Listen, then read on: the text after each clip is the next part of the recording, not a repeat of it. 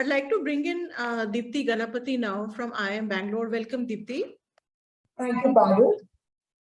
Deepti, for those of you who may not be aware, IIM Bangalore has just recently launched an ESG course, communication and capturing course for their executive program, not for the MBA students at large, but specifically for their executive program.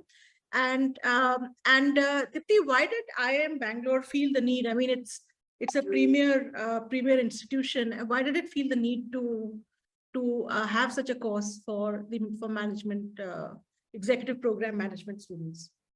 Thank you for that question, Parul, and a very good afternoon to all of you. I'm so happy to join this discussion after Matt and Rachna have set the context, because Matt was talking about the issue of climate change and how COP27 has, recently literally wrapped businesses on their heads and said, zero tolerance for, net zero emissions not happening in a proper way. And Rachna brought out the communication aspect of it. And as, she rightly pointed out, if communication is brought in very early, if it is measured in terms of the objectives set in, then you can have really clear outcomes. And it's something that can be easily quantifiable.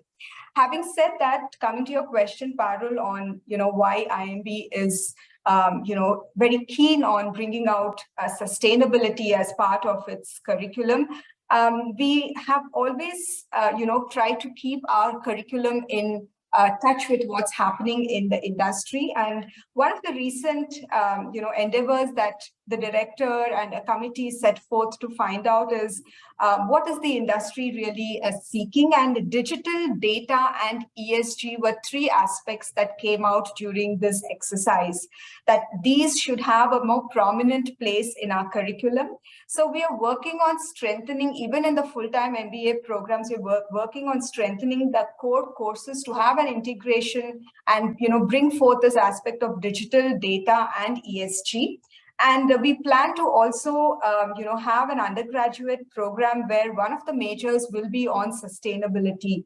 But having said that, today we just launched this program for executives on ESG management, reporting, and communication. And what is interesting to see is the participants who are in this program are coming with experience of 15 years having worked in this sector, as well as mid-career professionals who are, completely trying to switch and see how they could, contribute to this aspect that the organizations are wanting them to kind of bring forth to the table. So on one hand, see, we have participants who have considerable amount of experience, who are heading their sustainability wings in their organizations. But why are they coming back for a program like this is clearly there is, an evolving nature of this subject matter, which means that there have to be more deliberations. There has to be a much more broader view in terms of seeing how can we integrate this, because like Rachna rightly said, there is so much of interface with an external audience. So as long as businesses are thinking about, okay, communicating internally and what should be done, it's fine. But when an external factor influences so many decisions, then it is necessary for a lot more of collaboration in terms of seeing how do we integrate this into the program and make sustainability a part of the culture, part of the work culture, but not try to fit it into compliance, not try to fit it into reports and, then work through this way, but to make it a part of the work culture itself. And that is why these senior leaders are coming back to this, for a program like this and seeing, because clearly there are gaps. Clearly there are things that are not working out.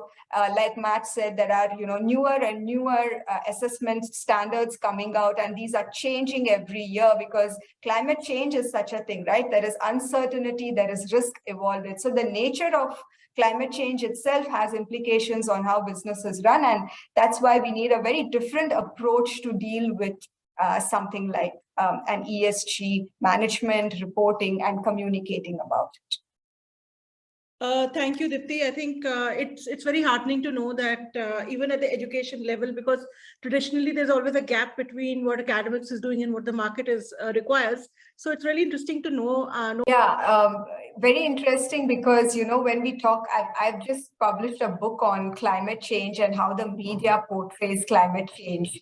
And I think the business world is a little late to catch up with what has already been happening on the ground. For example, indigenous communities, the island nations. And one thing that came out very clearly in the COP27 was this, that how will these models of governance have an impact on climate financing? How will this have implications on indigenous jurisdiction and island nations? Because how should finance be mobilized for climate loss and damage, especially at the grassroots level? And that's where, communities that have been facing this crisis have always talked about not five-year short-term planning, but intergenerational planning, because we're talking about the planet and the planet needs to recoup, right? So we are talking about whether it is afforestation, planting it for generations to come and, kind of be able to sustain with that. So that's where I think the business world is not being a little far-sighted in their approach. Whereas communities like these indigenous communities, island nations, for instance, I was at Hawaii for a climate conference, and there the narrative about climate change is about existence. It's about the islands getting submerged. It's about them losing their sovereignty. Imagine they lose their statehood, they lose rights over their maritime waters. And that's the issue. And then there is the issue of security, because it becomes a geopolitical issue on who is going to control that part of the Pacific Islands. So in every part of the world, this climate conversation is so different. It's even getting into political communication. Elections are going to be fought on the issue of climate.